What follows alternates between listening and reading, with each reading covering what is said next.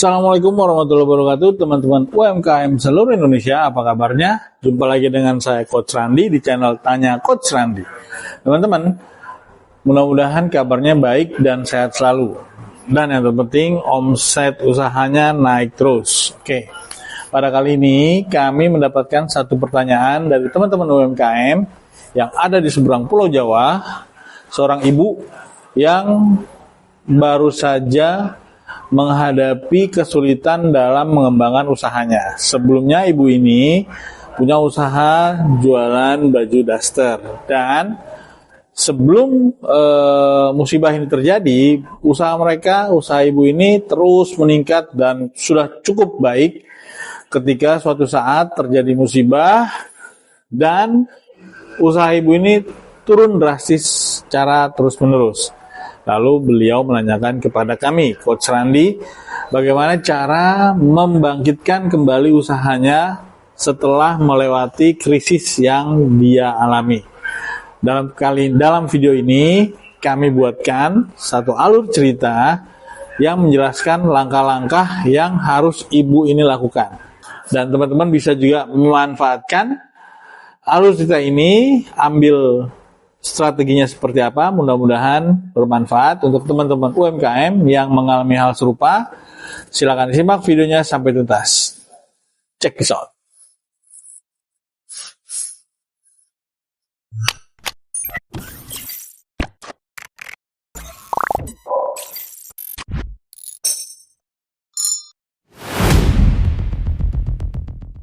Berikut adalah analisa dan solusi untuk usaha Ibu Dina berdasarkan kondisi yang telah dijelaskan. Analisa kondisi Ibu Dina. Situasi keluarga dan usaha.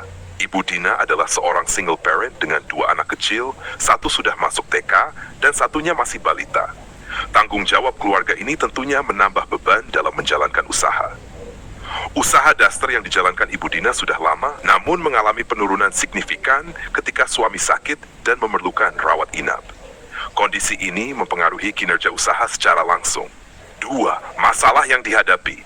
Penurunan penjualan yang signifikan selama suami sakit, ditambah dengan penipuan oleh karyawan kepercayaan, semakin memperburuk kondisi usaha. Setelah mencoba kembali pada Januari 2025, penjualan masih belum menunjukkan peningkatan yang signifikan. Meskipun sudah mulai aktif membuat konten di Instagram, konten tersebut belum cukup efektif untuk mengangkat penjualan. Strategi marketing yang tepat untuk Ibu Dina saat memperkuat brand awareness. Konten storytelling. Ibu Dina bisa menggunakan Instagram menceritakan kisah perjuangannya sebagai single parent yang juga menjalankan usaha. Cerita personal ini dapat lebih mengena di hati audiens dan membangun koneksi emosional dengan calon pembeli. Video tutorial dan demonstrasi. Ibu Dina bisa membuat video yang menunjukkan penggunaan daster dalam kehidupan sehari-hari. Misalnya memamerkan kenyamanan dan gaya yang ditawarkan oleh produk tersebut. Konsistensi konten. Membuat jadwal posting yang konsisten, misalnya 3 kali seminggu, dengan tema-tema yang berbeda, seperti tips fashion, testimonial pelanggan, dan sneak peek produk baru. 2. Influencer marketing. Kolaborasi dengan influencer kecil. Meskipun tidak bisa mengandalkan influencer besar, Ibu Dina bisa mencoba bekerja sama dengan micro-influencers yang memiliki audiens sesuai target pasar daster. Biasanya, micro-influencers memiliki tingkat keterlibatan yang lebih tinggi dan biaya lebih terjangkau. 3. Optimalisasi Instagram Shopping. Jika Ibu Dina belum memanfaatkan Instagram Shopping, sangat disarankan untuk mengaktifkan fitur ini agar calon pembeli bisa langsung membeli produk dari Instagram tanpa harus berpindah aplikasi.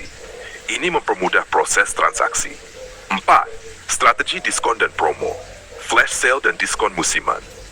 Menawarkan promo atau diskon spesial untuk pelanggan yang membeli dalam waktu tertentu atau menggunakan kode diskon di IG bisa mendorong penjualan lebih cepat. Bundle offer. Membuat paket bundling, seperti membeli 2 daster dengan harga lebih hemat, bisa meningkatkan jumlah pembelian per pelanggan. Konten yang tepat untuk jualan daster Ibu Dina. 1. Konten visual. Fokus pada foto-foto daster yang memperlihatkan detail desain dan kenyamanannya. Gunakan model yang menunjukkan produk dalam situasi santai atau aktivitas rumah tangga untuk menggambarkan kenyamanan penggunaan. 2. User Generated Content UGC.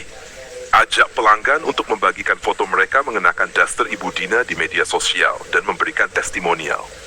Ini bisa meningkatkan kredibilitas produk dan menarik minat calon pembeli lainnya. 3. Testimonial dan review. Tampilkan testimoni pelanggan di Instagram dan website. Pelanggan yang sudah merasa puas cenderung berbagi pengalaman mereka, dan ini bisa meningkatkan kepercayaan calon pembeli. Freelancer versus karyawan full-time. 1. Freelancer. Untuk saat ini, Ibu Dina bisa mempertimbangkan menggunakan jasa freelancer, terutama di bidang pemasaran digital dan pembuatan konten. Freelancer bisa membantu membuat konten visual yang menarik, mengelola kampanye iklan di Instagram, atau merancang strategi pemasaran yang lebih efisien tanpa harus menambah beban biaya tetap. Freelancer juga lebih fleksibel dalam hal biaya, sehingga Ibu Dina bisa memilih layanan yang sesuai dengan anggaran terbatas. 2. Karyawan full-time. Jika usaha sudah mulai stabil dan memiliki permintaan yang cukup tinggi, karyawan full-time bisa menjadi pilihan untuk membantu operasional harian, terutama dalam pengelolaan stok, pengemasan produk, atau bahkan customer service. Namun, mengingat saat ini usaha masih dalam tahap pemulihan dan anggaran terbatas, mempekerjakan freelancer lebih disarankan terlebih dahulu. Solusi yang dapat diterapkan. 1. Fokus pada pemasaran digital yang lebih terstruktur. Ibu Dina perlu memiliki strategi pemasaran yang lebih terorganisir, termasuk konten yang menarik di Instagram, penggunaan influencer mikro, serta mengoptimalkan fitur Instagram Shopping untuk memudahkan pembelian. Membangun brand yang kuat. Selain pemasaran produk, Ibu Dina bisa membangun brand yang menggambarkan nilai-nilai pribadi yang kuat, seperti perjuangan seorang single parent menyentuh audiens dan membuat mereka lebih loyal terhadap brand tersebut. 3. Mengatur keuangan usaha dengan cermat. Mengingat adanya penurunan penjualan, penting bagi Ibu Dina untuk mengelola keuangan usaha dengan hati-hati, termasuk menunda pengeluaran besar atau mencari cara untuk mengurangi biaya produksi sementara waktu. 4. Penggunaan freelancer untuk meningkatkan efisiensi. Untuk mendukung pemasaran digital, mempekerjakan freelancer untuk pembuatan konten, desain grafis, atau pengelolaan iklan Instagram. Pertanyaan lanjutan.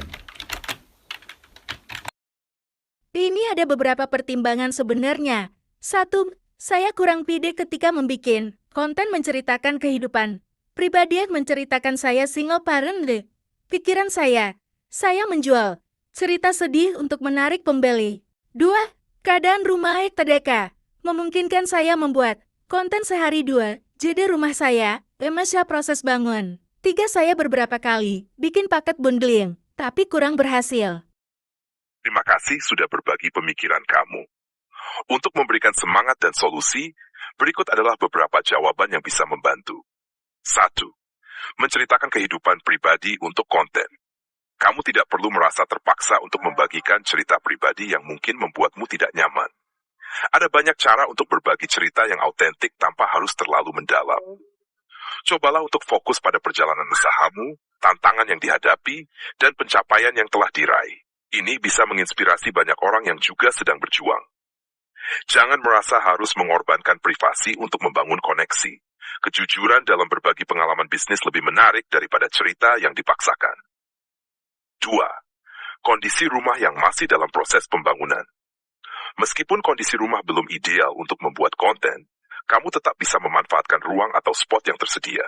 Bahkan, kamu bisa membuat konten dari aktivitas yang terkait dengan proses membangun rumah, seperti berbagi tips manajemen waktu antara usaha dan kehidupan rumah tangga. Tidak harus sempurna, yang penting adalah konsistensi dan keaslian. Kamu bisa mulai dengan apa yang ada, seperti membuat konten dengan minimalis namun tetap menarik. 3. Paket bundling yang belum berhasil. Jika paket bundling belum bekerja, cobalah untuk menggali lebih dalam alasan kenapa. Apakah harga terlalu tinggi?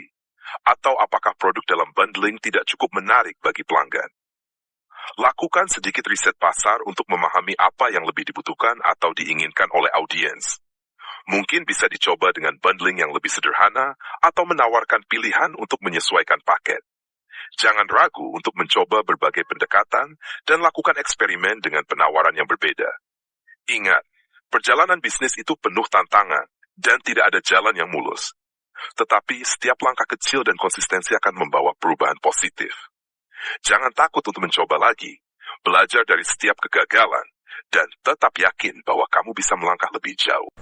Apabila teman-teman UMKM punya pertanyaan, silakan tulis di kolom komentar atau bisa DM ke saya di akun IG Randi_Soft. Sampai jumpa. Assalamualaikum warahmatullahi wabarakatuh.